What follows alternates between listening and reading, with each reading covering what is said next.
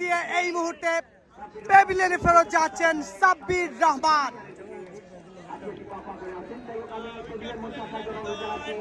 ব্যক্তিগত 41 রানে প্যাভিলিয়নে ফেরত যাচ্ছেন সাব্বির রহমান। দারুণ একটা ইনিংস খেলার অপেক্ষায় ছিলেন তিনি। অল্পের জন্য অর্ধশত রান পূর্ণ করতে পারেনি এই বল।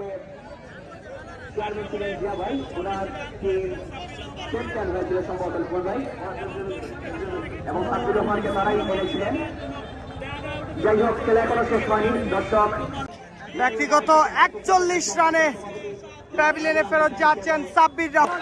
দর্শকদেরকে সন্তুষ্ট করতে পারেন কিনা সাব্বির রহমান এই মুহূর্তে মাঠে প্রবেশ করছে।